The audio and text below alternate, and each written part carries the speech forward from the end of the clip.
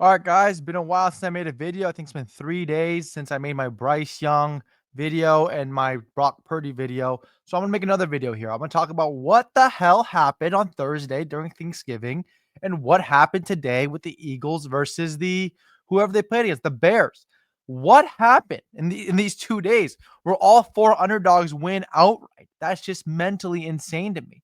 Okay, let's start first with Green Bay Packers versus Lions. Wait, can you guys like and subscribe to this video? I'm going to cook right now hard. I feel the energy from my studio, so it feels good. All right, Green Bay Pack, like and subscribe, please. Green Bay Packers versus Detroit Lions, right? We have the Green Bay Packers who were 7-3-1 facing the Detroit Lions are 7-4 and they are out of the playoffs so far, right? Going into this game. And everybody thought the Lions were going to win. They were a -3 favorite in Thanksgiving. Lions don't lose Thanksgiving games, right? Everybody thought so. Wrong. Lions lost. Green Bay Packers, like I said, are better than them everywhere. They beat the crap out of them the first week in week 1 when they smoked them in Lambeau, and they smoked them again in Thanksgiving. Jordan Love is a great quarterback. He had 4 touchdowns, 2 or 3 of them on 4th down. I mean, just electric. Yes, the false start with the timeout by Matt LaFleur was crazy. I understand. Yes. But cry about it. And there's missed calls all the time, right? How many missed PIs are there? How many missed holdings are there? How many missed illegal formations are there, right? It happens, okay?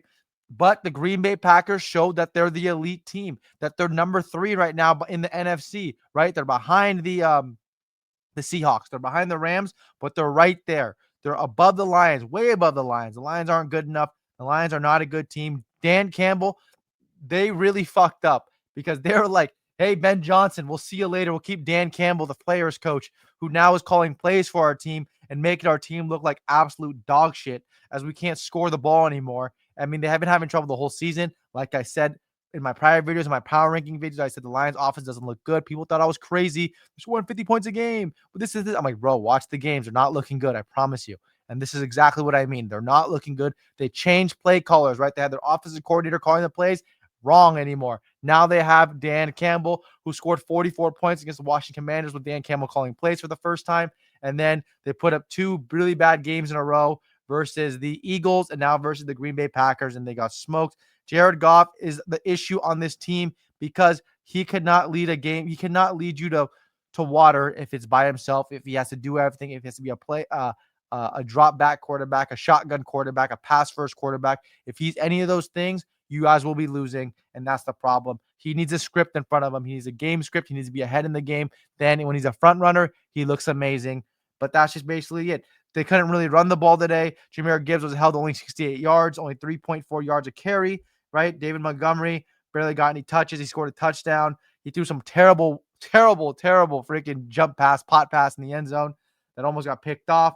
But what's his name? Micah Parsons dominated this game. He played very well. This wasn't really an upset, right? This really wasn't an upset.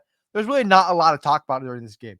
We have the Green Bay Packers are just better than the Detroit Lions, right? Let's see the Green Bay Packers schedule they have ahead. I know they have a kind of a tough schedule coming ahead. They play the Bears for the division lead right there. And they play the Broncos and then the Bears again, the Ravens and Vikings. So they have a tough schedule ahead. They're playing they have 4 playoff teams or 3 playoff teams at 4 playoff matches in the rest of their 5 games. So they have a tough schedule. They should at least go 4-1 or 3-2. They're in this thing. I think they're better than the Bears. I think they're better than the Broncos, and I think they're better than the Ravens. But hey, I'm a Green Bay homer. Yes, I'm not even a Green Bay fan. I'm a Chargers fan, but I know talent when I see talent, and I think Jordan Love is very talented. I think Jordan Love's a really good player. And if Romeo Dobbs stops dropping the ball, we're just going to keep going to Christian Watson and not go to Matthew Golden because I don't know where the fuck he was today. But Datavian Wicks had a big catch. Who else had a big catch today? Was not Bo Melton. Sorry, somebody else had a big catch. Oh, Luke Musgrave had a big catch today too for a touchdown. Right? For first down. Great play by Luke Musgrave. But yeah, this is basically their whole team. Amon-Ra got injured for Detroit Lions. So if the Lions, if you want to comment and say that's the reason why we lost, Amon-Ra didn't play, go ahead. I won't blame you. Amon-Ra is a great player. He's been dropping a lot of balls this year, but he's a great player. I like him. He's a local legend over here in Southern California. But next, all right, next, who do we have to talk about? We have to talk about this game right here, right? This game between the Kansas City Chiefs versus the Dallas Cowboys. Kansas City Chiefs started hot. I was like, all right, I'm gonna put money on Rashid Rice to score a touchdown. Dallas kid. He went to high school in Dallas. Went to SMU. He's gonna score a touchdown in Arlington at the freaking Cowboy Stadium. Monumental moment for this guy. And he scored a touchdown on his first drive. 27-yard screen pass to him. Beautiful thing. I thought Chiefs were gonna roll the Cowboys because the Chiefs defense is better than the Cowboys defense, and I don't know how the Cowboys defense were going to stop Pat Mahomes. And I realized the Cowboys defense didn't stop Pat Mahomes. Pat Mahomes stops himself because he's so inaccurate throwing the ball deep. It's insane that no one brings it up. He misses guys by like 20 yards. I mean, Thornton on their team should have at least, what's his name? They don't even have him on here. Thornton at least should have like 12 touchdowns this year. Xavier Worthy, he missed him open as well later in the game. But again, he misses open guys, and it's actually depressing to watch because he's a good player, right? He's one of the greatest of all time, Patrick Mahomes. But he misses a lot of guys. He played not that great, even though he had the numbers to say he played well. He had 4 touchdowns, 260 yards, but he didn't play that great. You just have to say it. Dak Prescott opened the game with an interception, right? I think his arm got hit, and he threw a duck on third down and on the opening drive. But George Pickens wasn't having a great game to start. He ended up showing up late and playing very, very well. He's a slant god. I mean, this guy freaking gets open on anybody. He can get open in a freaking cave hole, like that's how good he is, right? But CD Lamb played well. They took away a catch from CD Lamb. They called freaking a PI, defensive PI, and they accepted the penalty. What the fuck was that about at the end, huh? Screw everybody in the over 7.5. That was fucked up. That was a little Chinese right there. But they played very well, Dallas Cowboys. They're a very good team, right? They're a very, very good team. They're going to be jumping up in my power rankings a lot. They're a good team. They have the offense to boot. They have one of the best offense in the NFL. Dak Prescott is playing like an MVP candidate. He's probably not going to win it because that guy in LA, Matthew Stafford, is hoarding all the touchdowns at the 1-yard line. Devontae Adams, me and you, bro. That's what he's doing at the 1-yard line. Hey, if it ain't broke, don't fix it. That's what all the Rams fans, all these fake Ram fans that are Rams fans now are saying. Fucking fake ass wankers. But anyways, it's funny because I live in Southern California and I don't even see Rams fans here, but somehow they're all online chirping. So, Cavante chirping. There you go. That's a good pun. But again, Dallas Cowboys are a good team. They're playing well. Quinnen Williams was a great pickup. Jerry Jones just said that he was going to trade Micah Parsons and a first-round pick for Quinnen Williams. That's how much he believed in him. And they got Quinnen Williams for basically damn near nothing. Well, they gave a couple. What did they give? A second-round pick for him? Quinnen Williams trade. Second-round pick and a first-round pick for him. I mean, he is that good. Quinnen Williams is that good. He's that dude. He's really good. He's a really good player. And they got him, Logan Wilson. Their defense is looking a lot better, but I honestly don't think that their defense did well enough to stop the Kansas City pass offense. I think that their run defense was good with Quinnen Williams, Logan Wilson, and Overshown and these guys. But again, their defense in the secondary needs work. They're not that good. Malik Davis had a nice 43-yard run in the second quarter and kind of took the lead and took the reins of the game, right? Took the Roman reins of the game. And CeeDee Lamb and George Pickens played well. Jake Ferguson had some big third down catches. All in all, great performance by the Cowboys. This really wasn't the upset that like everybody thought it was. Like Cowboys are +3 at home. Cowboys usually never win on Thanksgiving. That's like a thing. Like since my childhood, they usually never win on Thanksgiving. But hey, they got it done now. Kansas City Chiefs can look away because I don't know if they're gonna make the playoffs. I think they're a good team, but are they gonna make the playoffs? It's gonna be really hard. They're 1-5 away. I don't understand how they're gonna do it. They play against the Chargers and Broncos. Chargers and Broncos. At least they play the Titans and Raiders too. So they have to go 4-0 their next and the Texans as well. They have to go 5-0 basically to have a great chance of making the playoffs because that team Jacksonville has a tiebreaker over them and Jacksonville has a shitty schedule. So yeah, that's basically what happened in this team Kansas City. Next, let's go to this game. I mean, I got a Lamar Jackson bandwagon the past couple of years. I just think that he's a terrible quarterback. I thought he was a terrible quarterback, and I just thought he couldn't throw the ball, that he's a running back, that he holds the ball too long. I call it INS sacks, right? These guys take 17-yard sacks all the time. Why are you running around in the outskirts in the backfield? In the backfield. Why are you running? Like, why are you running? Why are you running? Sack 17 yards. It could have been a 3-yard loss, a 5-yard loss. It could be second and 15. Now it's second and 27 because you want to do too much. I don't understand it. But Lamar Jackson does it. Caleb Williams does it. Jalen Hurts does it. Do you know the pattern I'm saying? Okay, so but these guys do it, and it's not healthy, right? It's not healthy for the team. And Lamar Jackson went back to that where he was just trying to do too much, and they were throwing the ball way too much during this game. Why does Derrick Henry get a 28-yard opening drive touchdown and he touches the ball only 3 times the rest of the half? It makes no sense. Isaiah Likely fumbles the ball at the 1-yard line. Okay, sometimes that happens. Not really, but sometimes it happens. You can say that Isaiah Likely, hey, maybe can take care of the ball, but he didn't, so it happens. But Lamar Jackson also didn't play well. He didn't help his case. He had he had a fumble to the 3-yard line in the first quarter, and luckily they didn't score on that. But again, it's a turnover. He threw a pick, right? He threw a pick driving on a tip pass. He fumbled the ball again right before in the third quarter. He fumbled the ball again. I mean, he did not play well. He played like the old Lamar Jackson that I thought it was the one that's in here. The Lamar Jackson that's in here. And that's not okay. Lamar Jackson, you got to play better than that. You're a better player than that. I respect you now. I respect you now. You're a good player. You're one of the best quarterbacks in the NFL. Top 7 quarterbacks in the NFL. That's how good you are. You need to be hitting open guys. DeAndre Hopkins had a nice stutter move in the second quarter. Missed him. They call it a PI on Zay Flowers. Terrible call. That is true. They call some bad calls for the Ravens as well. They call some really bad calls for the Ravens. Terrible PI. Zay Flowers fumbled the ball. It was brutal. It was actually brutal to watch. I didn't understand it. Here's the fumble by Lamar Jackson on a sack. That was also awful to watch right before halftime. But again, what can you really say? The Bengals are 4-8 now. They're not making the playoffs, so I guess Joe Burrow's just coming in. But you know what I realized about Joe Burrow? Is Joe Burrow that good? Because I think Joe Flacco do the same thing that Joe Burrow does. Joe Burrow just hits checkdowns and out routes and whatever. Joe Flacco's doing the same thing. I mean, that's basically what I was. I think Zach Taylor might be like a play calling genius.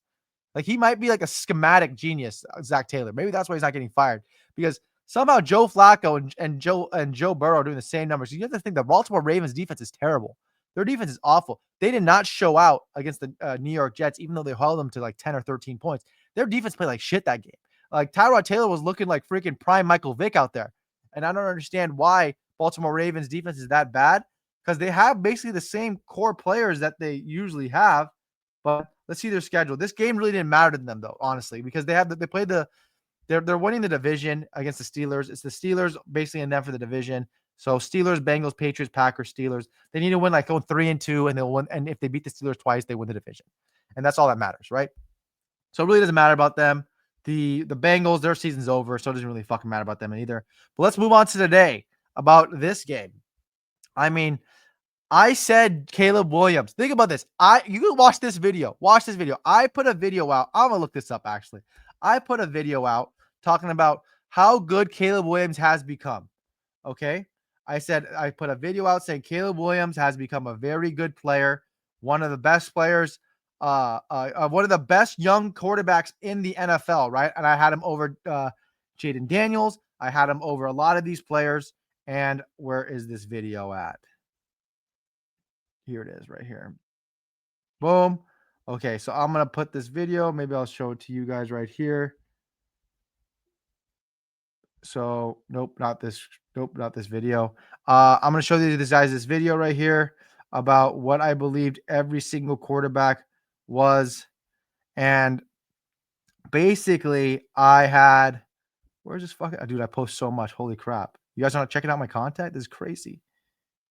Yeah, so I posted this video about, where is this video at? Midseason award? No. Huh. Anyways, I posted a video about these quarterbacks and talking about how good they are and how good they've become because these guys don't get a lot of respect like Caleb Williams and other quarterbacks. But Caleb Williams is a good quarterback. I put bridge quarterback in I put bridge quarterback. This is where it is. I found it. I found it. Don't worry, I found it. Here it is. Let me put you guys on. There, even though he's old.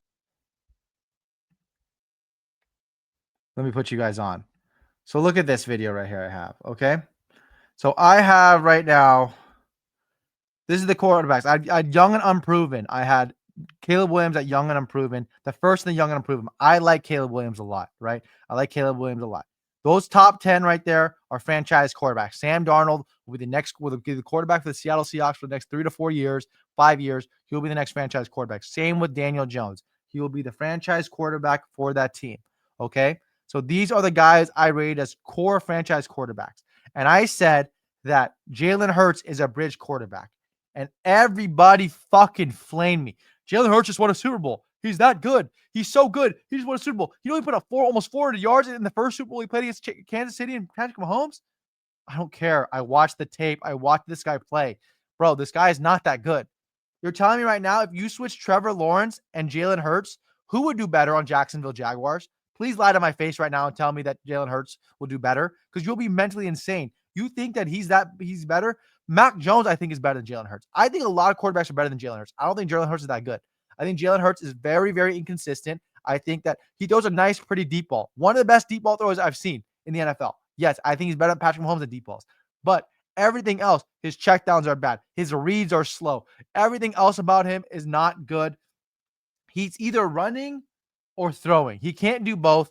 He has to sit in the pocket and act like he's freaking Peyton Manning sometimes. And then either he's freaking Terrell Pryor running Wildcat QB powers, right? That's basically Jalen Hurts. He can't do both.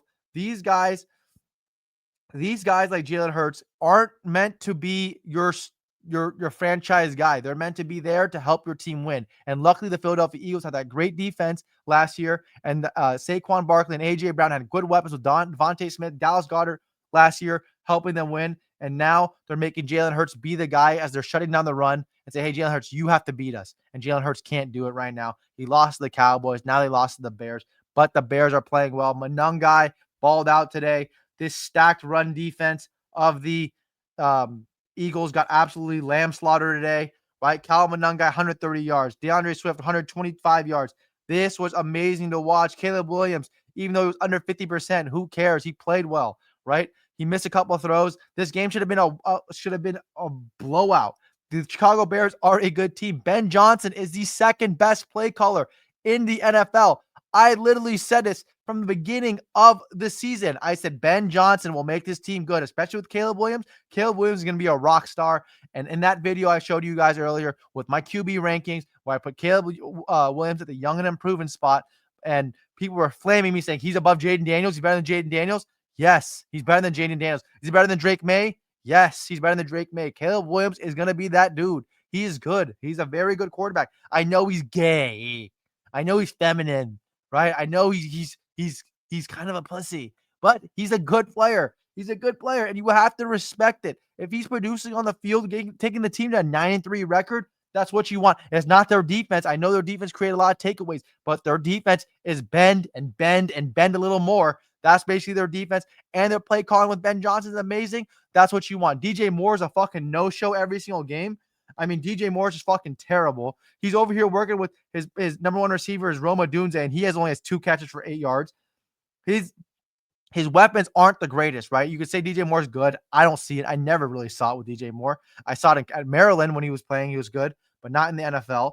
But again, these are his weapons he had to work with. I think that Chicago Bears are going to be good. Philadelphia Eagles, is this the downturn?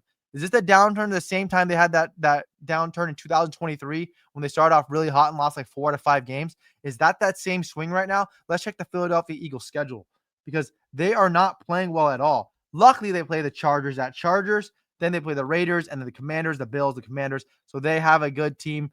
They have a pretty decent schedule ahead where they should win at least 4-1 or 3-2 and be, what will it be? 11-5, 11-6, or 12-5.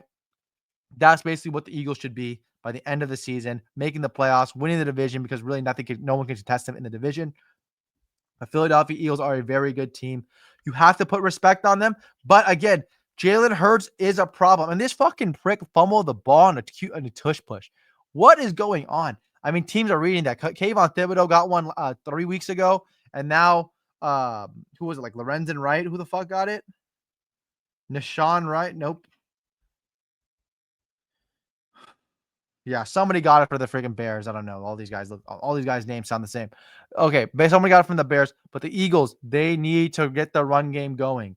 Saquon Barkley, I don't know what's wrong. Maybe his vision isn't that good or something, but Saquon Barkley needs to get the run game going because why does McCaffrey, when he doesn't have the greatest O line, he's still putting up numbers in Carolina? He's still putting up numbers in San Fran with the beat up O line. Why is all Jonathan Taylor putting up numbers with his O line? I know he has Quentin Nelson, but I'm saying like Saquon Barkley, you need to produce, man. I mean, hey, not every hole is gonna be freaking Penn State where freaking everything's wide open. Every single you need to do something to have better vision, I guess. I don't know. I'm not a running back, so I can't really say that. But anyways, hope you guys enjoyed this video. The Bears look good. The Green Bay Packers are Super Bowl contenders, like I've been saying from the start of the year. Dallas looks really good. Should hopefully make the playoffs because they're an exciting team to watch. Cincinnati just spoiled the Ravens and spoiled everybody's freaking hopes and dreams in that game. Who bet on them? The Ravens and the Giants. The Eagles need to play better, and the Bears played well. Anyways, hope you guys enjoyed this video. Like and subscribe. Thank you.